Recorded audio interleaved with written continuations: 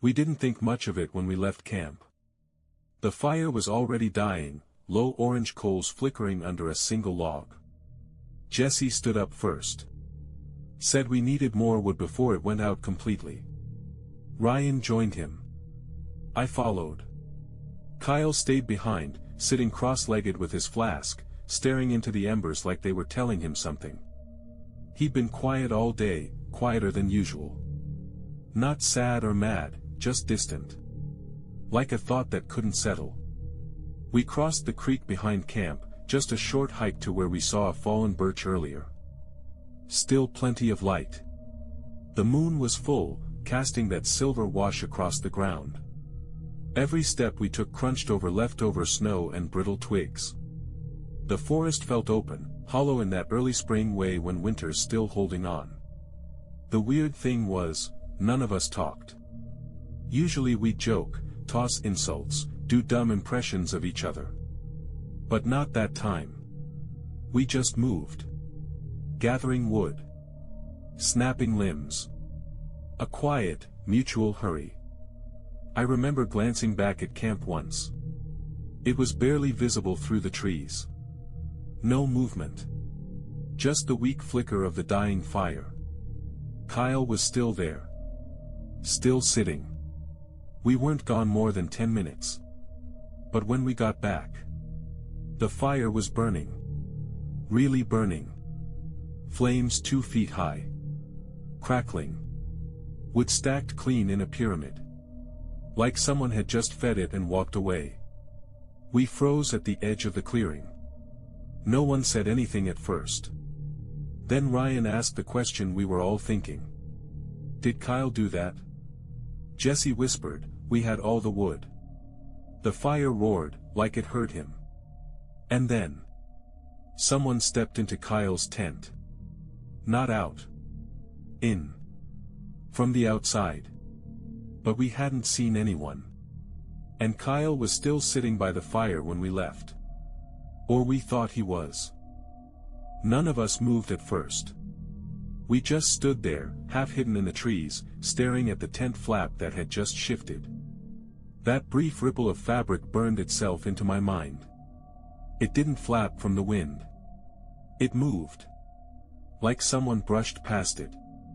Ryan was the first to step forward. I remember him saying, Kyle's tent was zipped shut when we left, right? No one answered. We approached slowly, fire crackling louder now, like it was feeding on the silence. The shadows on the trees were too sharp, dancing like they had something to say. The camp looked exactly as we left it, except for the fire, and the tent. And the footprints. Jesse saw them first. Wait, he muttered. How many? There were 5 sets. We counted them. Over and over. 3 pairs led away from the camp, our own. Slightly staggered, familiar boot prints heading toward the downed birch tree we'd scavenged. But 5 led back. 5 separate tracks had returned to the fire. We followed them with our eyes. 2 of them were ours. But the others. One was barefoot. Even in the cold, even in the crusted snow. The imprint wide, toes too long. Like someone had walked through wearing skin that didn't quite fit. Jesse swore under his breath. Ryan stared at the prints for a long time, then said, "Where's Kyle?" The tent was zipped. I stepped up, half expecting it to be empty, half praying it would be. My fingers shook on the zipper. I opened it slowly. Kyle was inside. Lying in his sleeping bag. Face up. Eyes open. He didn't blink when I said his name. He didn't turn his head. He just breathed. Like he'd been sleeping with his eyes open. Like someone had put him there. Ryan nudged him. Nothing. Jesse shook his shoulder. After a long moment, Kyle whispered, "You guys didn't take long." We asked him if he added to the fire. He said, "No. You just left." We asked if anyone else came through the camp. He blinked slowly. "What are you talking about?" Then he rolled over. And we saw the back of his hoodie. It was wet. Soaked down the midday. Like something had clung to him. We didn't add more wood. We didn't touch it at all, actually. After what happened, the footprints, Kyle's hoodie, we just sat around the fire, not saying much. The air between us felt fragile. Like if anyone spoke too loud, the whole world might crack and spill something out. But the fire, it kept going. Not strong like before, but steady. Too steady.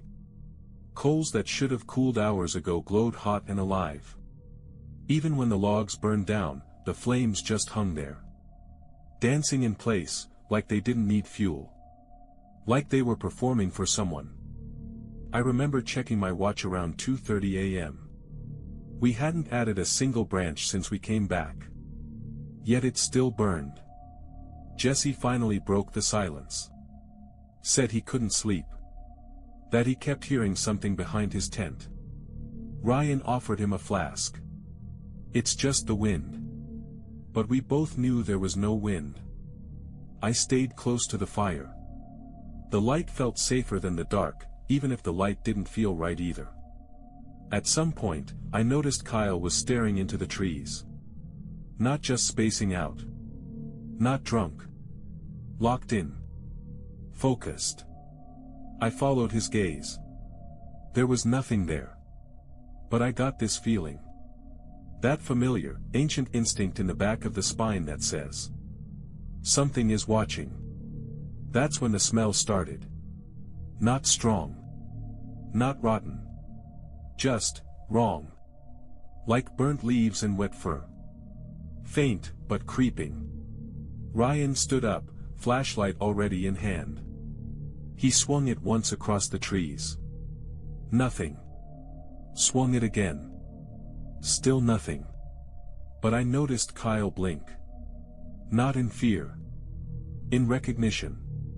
Like he knew what the light would find, but it wasn't ready to show itself yet. And then, just before dawn, the fire flared up again. High. Hot. Blinding orange for just a second. Then it died. All at once. No smoke. No embers. Just gone. Like someone had snuffed it out with a switch.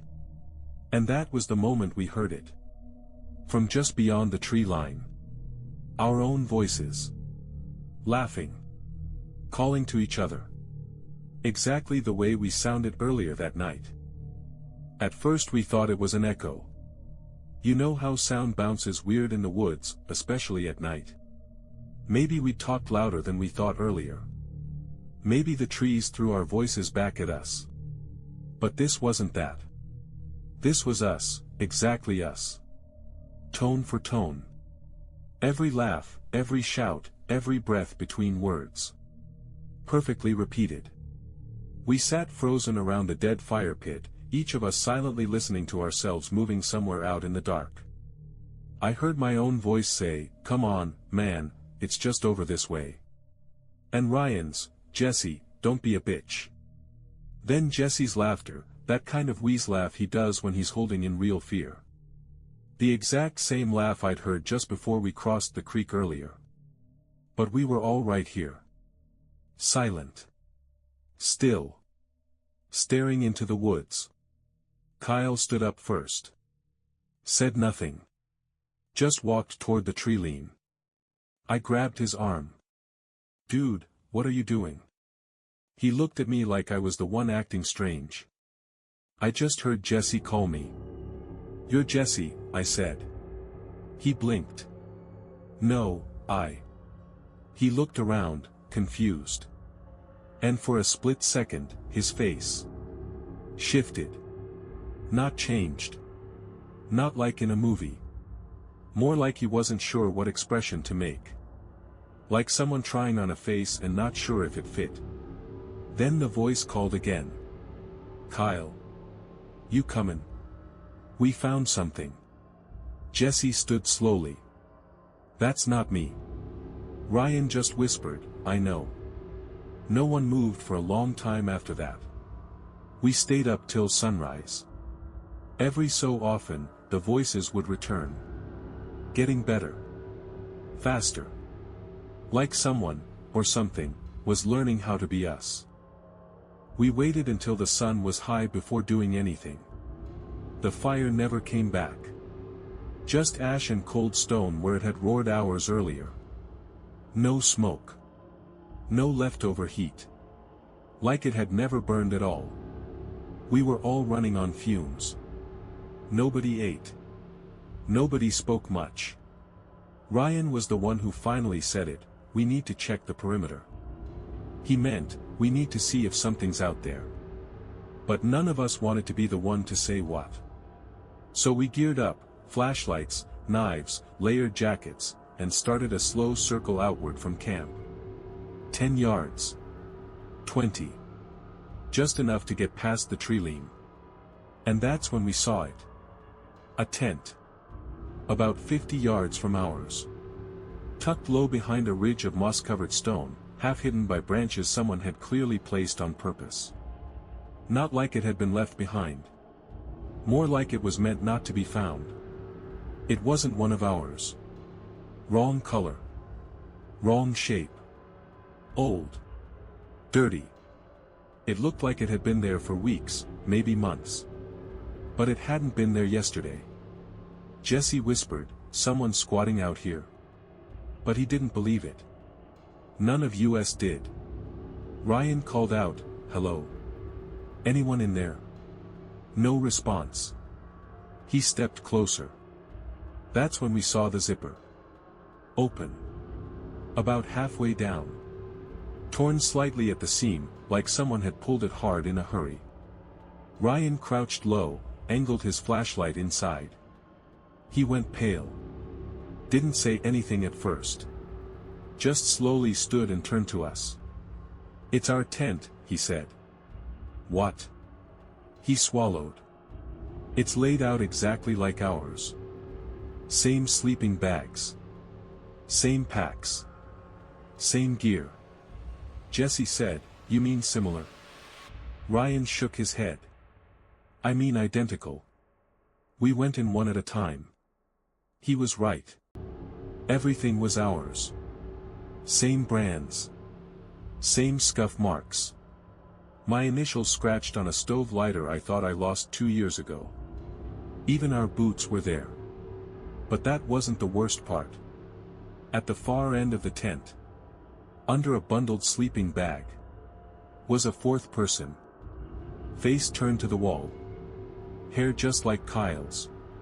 Sleeping in silence. But when we unzipped the bag, it was empty. Just warm clothes. Folded neatly. And underneath, another knife. Same model. Same scratches. Same notch I made by accident last summer when I dropped it on a rock. There were now 2 of my knife. He didn't tell us he was going. We woke up to his sleeping bag cold and empty. His boots were gone. Pack missing. A note torn from his journal sat on top of his jacket. "Don't follow me. I need to get out." The sun hadn't fully risen yet. The light was that dull gray you get before the frost melts. Everything felt still again. Not calm. Just watchful. We stood there, looking at the note, then each other. Jesse swore under his breath. Ryan didn't say a word. I could see it on his face, he wanted to go after him. But I told him, we wait. If he went east, he'll hit the road in 3 miles. We waited. Hours passed. I checked the time every 10 minutes.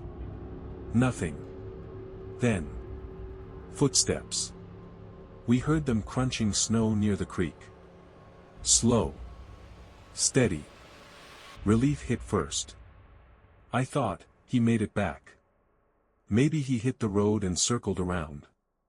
Maybe he realized he couldn't leave us out here. We ran toward the sound. Kyle stepped out from behind the trees. Same jacket. Same face. Same everything. But he was clean. Boots, dry. No mud. No ice stuck in the treads. No snow melting on his sleeves. He didn't look tired. Didn't look like he'd been walking at all. I asked him, "How far did you get?" He just blinked. "I didn't go." "Yes, you did. We have your note." He looked confused. "I didn't write a note." Ryan stepped forward. "Then who did?" Kyle didn't answer. Instead, he looked down at his hands. Turned them slowly. Then said, "Why are my gloves still dry?" None of us had a response. Because we'd heard him walking. We'd seen his pack was gone. We'd watched him step out of the woods. But somehow, he was already here. Or had never left. Or something else came back. That night, he sat at the fire again. Didn't say a word. But he started humming. Not a song. Just a low, vibrating tone. Over and over. And I swear to God, I started hearing it from the trees too. We packed everything. Didn't talk about it, didn't argue, just did it. Quick and silent, like people trying not to wake something up. Kyle didn't say a word. Just followed. We left before dawn. Cold in our lungs, gear on our backs, boots crunching against that thin snow crust that never melted. The sky was a heavy iron gray, no sun, no break in the clouds. We followed the creek, then veered east toward the old ranger trail that should have led us back to the road. It should have taken an hour. Maybe less. It took 5. And when we got to the clearing, we stopped. Dead in our tracks. Because we were back at our camp. Same trees. Same logs. Same rock with Jesse's name carved into it from 2 years ago. The ashes in the fire pit looked exactly how we left them. Even the trash bag we hung from the branch was still there. Except we packed it all up. This place shouldn't exist anymore. Jesse dropped his pack and turned in a slow circle. No. No, we went the right way. Ryan said, "We didn't turn once." Kyle didn't speak. Just walked to the fire pit. Kneeled down.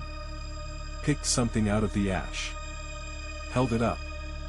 His knife. But the blade was clean. Untouched. Like it had never been used. Like it had always been there. I said, "We burned that. I watched you throw it in." He just nodded, staring at it.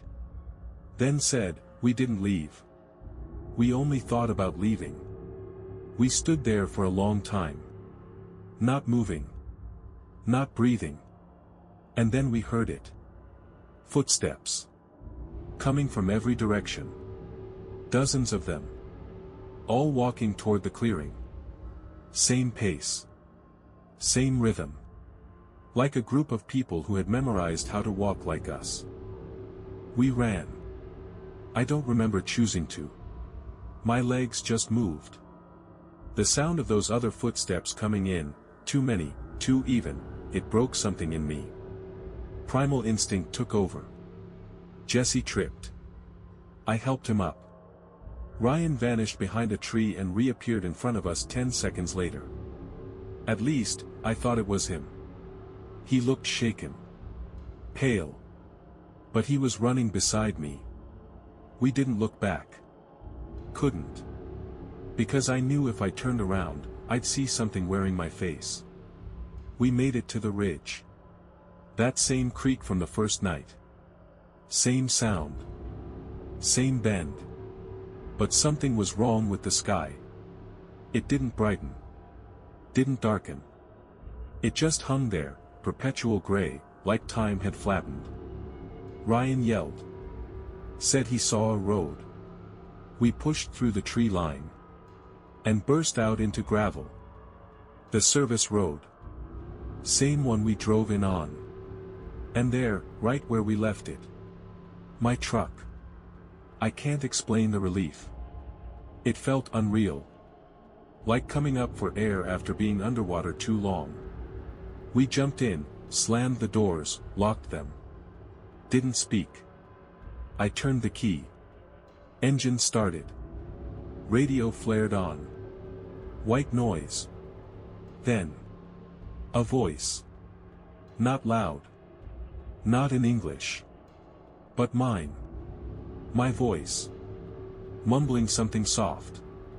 Like it was trying to remember how I speak. I killed the radio. Drove. Didn't stop until I saw the edge of town. That was 3 days ago. Jesse hasn't texted back. Ryan's phone just rings and rings. And this morning, I found something on my porch. A stack of wood. Dry. Neatly tied. And on top, a note. Written in my handwriting. This time, try not to look back. I don't think I left the woods. I think whatever was watching us let us go. So it could follow. And now something is out there. Walking around. Wearing my face.